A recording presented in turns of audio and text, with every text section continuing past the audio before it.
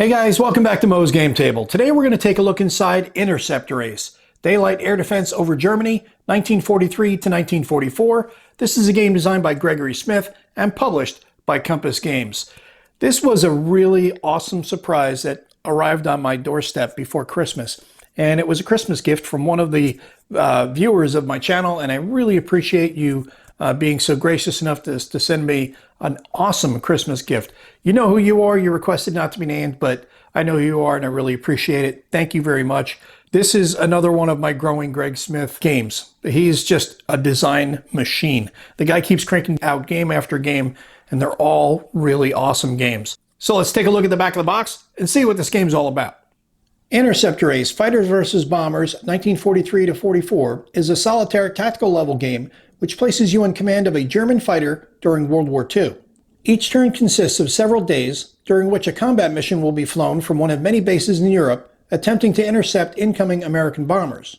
Interceptor Ace is based on the popular action-packed Night Fighter Ace game system by Gregory M. Smith, with a strong narrative around the pilot as you look to increase your prestige, earn skills, and rise in rank through promotion and receive awards. The objective of the game is to conduct numerous sorties in the role of a German interceptor pilot and rack up kills. Pilots may use the experience gained to improve their odds of success by purchasing skills. As their prestige increases, they may request a transfer to other fighter bases in an attempt to get closer to the action or request a newer type of fighter. Awards and Ace status help to narrate the player's eventual goal to become the top Wehrmacht killer of the war. And the components, we get one counter sheet, 15 double-sided aircraft display mats, 4 player aid cards, 1 bomber target mat, 1 fighter target map, 1 pilot awards display mat, 1 air operations display mat, 8 ace pilot cards, 60 combat cards, a rulebook, a log sheet, 2 6-sided dice, 1 10-sided dice, and 1 20-sided dice. And it is ranked as a medium complexity, 3 to 4 days per turn. It is a solitaire game averaging 2 to 3 hours in playtime. So let's take a look inside and see what you get. All right, we get our deck of cards. Whole bunch of dice. Our rule book. All the player mats and our pilot mat. Some more mats and charts. Sequence of play and damage listing. We have our counters. Position chart. The map. And our log sheet. So let's set up the map and take a closer look at the game. And here's a look at the operations map. This is where you're going to roll to determine where you're based out of. You're also going to roll to determine what fighter you're going to be using, the weather that's going to be taking place, and this is where you're going to hold your combat cards and the discard pile. The sequence of play is over here on the left, which will explain to you what to do during play. Also post-sortie, then you have extended burst information, standard maneuvers, B-17 flak damage, repair of damaged aircraft, and bomb bay and fuel tanks. That information is all here for you on the operations map. And as I said with the operations map, you will randomly roll to determine the base that you're located out of and also the fighter you're assigned. We're going to take a look at a few of these. We're not going to look at all of them. There are 15 different mats in the game, and they are double-sided, which means they will have either a different variant of the one on the front or a different variant from another card. In this one, we have the BF-110 G2/R4. At the top left, we have the current zone, current base, and current unit. And the speed, the prestige level is also listed here. Then we have all the different bases that you can be based out of, crew status, damage, wingman status, the skill use, and then the weapon suite, along with 3 random event markers at the top. On the back, we have the ME410A1/U2. And then we have the Focke-Wulf 190A7R6, the 190A7R2, the BF-110 G2/R2, and then the Rev 1 on the back of that.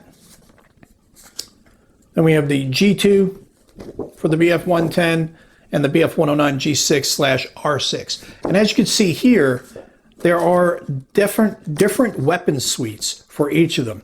We've got 3 or 4 forward guns, 14 forward cannon, 4 forward cannon for the BF-110. The BF-109 has 3 forward guns, 3 forward cannons, 6 forward cannons. So with the different weapon systems that are on each of these different fighters, it's going to give you new challenges each time you go out, which means high replayability. Now that you have your fighter, you need some targets. The bomber target chart is going to give you that for the B-17 and the B-24 when you're taking on Allied aircraft. We've got the different locations on the airframe that you can attack, the starboard and port engines, as well as the different ranges that you'll be engaged in combat. These are the only 2 Allied bombers that you'll be facing in the game. And of course, while targeting bombers, you're going to have to deal with fighters as well. P-38, P-47, the P-51, and the Spitfire are the 4 aircraft that you will be taking on in the game. You'll have the same as the bombers. You have the different locations that you'll be targeting, port and starboard engines, and then you have the initiative chart down here, as well as standard maneuvers in the bottom right. On the back of the fighter chart, we have several more tables. We have the random events chart, serious wound resolution, extended burst chart, and wingman attack on bomber. Then we have the raid chart, which is where you'll determine targets that you'll raid. Based on the date, you'll roll 2d6, and that will give you the location that you'll be raiding. On the back of that, we have the aircraft target chart. And on the next chart, we have the interception, attack deck results, bomber and group damage, as well as a sequence of play. And on the back, we have the skill effects listing, the landing chart, parachute chart, weather chart, and fighter damage chart. Then we have the aircraft damage listings. And on the back of that, we have the available replacement aircraft chart, which will give you the different types of aircraft that are available based on the date. You will roll 2d6, and that will determine what replacement you can get. And when you want to step up the difficulty, you can use the advanced combat rules, which introduces the position chart. You'll have multiple attack vectors to attack the B-17 from. And the one thing to keep in mind is the B-17G gets a defensive fire bonus of a +1 random hit bonus at all ranges when the German fighter comes from approaches 1 through 3, which is head-on. So it definitely will increase the difficulty for you, and of course, the replayability as well. And when you're playing a narrative solo game like this, you need to have that sense of personality, and that's what this is going to give you. You're going to have your pilot and crew status. You will be able to fill out your uniform with different awards that you win and the different skills that you will earn. You can track down here, as well as points and crewmen, and then your optional ace card can go here on the left-hand side. Now we'll take a look at an example of one of the combat cards here. At the top, we see the damage by firepower. In the middle, we see the defensive action or wingman action. And at the bottom is the bomber/rear gunner defensive fire. Now we'll take a look through the 8 ace cards that you get with the game. Josef Priller is the first one, gives you his information at the top, as well as the starting abilities that you'll receive if you play as him. Anton Rudolf Piffer, Egon Mayer, Anton Haeckel, George Peter Etter, Hans Ehlers, Alfred Grzelowski, and Hugo Frey. And we'll take a look at the counter sheet that comes with the game. At the top, we have our map locations. We've got some awards, skills, ranks, different statuses for damage, and different aircraft on the top. And we'll take a look at the rules. This is a 23-page full-color rulebook. On the inside of the front cover, we have our table of contents. We get into the introduction, how to play the game, game equipment, which will list out all of the different components for you, which we've already looked at, and I'll explain to you what these all do in the game. Then we get to game setup on page 6. Your base assignments, you'll roll and determine the bases that you'll be at, as well as the aircraft that are available at those bases. Then you have your aircraft display mat, an illustrated example explaining how to set up your aircraft display mat, basing and how to change your bases, how to win the game. Then we get into the sequence of play. And these games like this, these narrative-driven games, are very procedural, so you'll follow the different steps. So it's not going to be difficult to learn. Once you get the feel for it, you get through a couple of engagements, you're going to know the flow. And at that point, it's going to be just knowing which charts to look at and what to roll for as you make your decisions and you get into different engagements and try to survive the maelstrom of combat. Then we get into the combat procedures here on page 10, and that's going to go on for several pages, explaining different types of combat, combat with escorts, procedure against escorts and fighters, fighter combat example. Now you notice the examples are all text examples, disengaging, aircraft damage and repair, your post-combat repair, landing procedures, forced landings, parachute to safety, crew skills, the different skills that you have available to you and your crew, promotions, and the different ranks you can attain. Then we have random events. And then there is an extended example of play here on page 17. And that goes over into 18, which will explain to you the first 3 rounds of combat. Then we get to prestige level and prestige, reassignment to newer aircraft.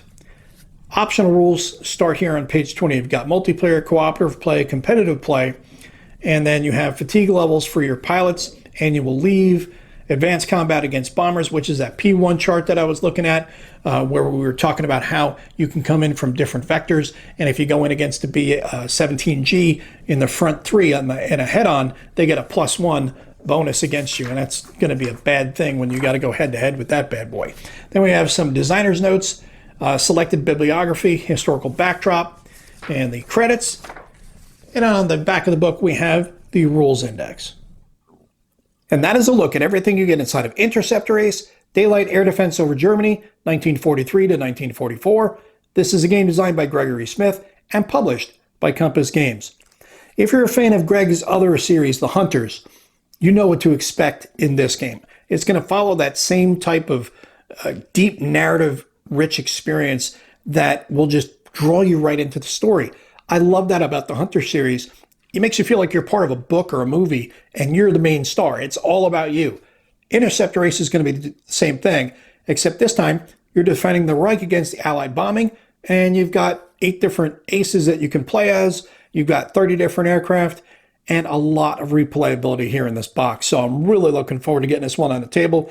Greg hasn't let me down with any of his designs yet, and man, that dude is a machine with cranking out game after game, and they've all been really solid so far. So looking forward to more from Greg, and looking forward to getting this one on the table. And again, thank you very much to the kind viewer of the channel who decided to send this in to me. Made for a very Merry Christmas to me. Well, I hope that helps you guys out if you've been curious about this one. If you have any comments or questions, post them down below. Thanks for tuning in, guys. See you next time.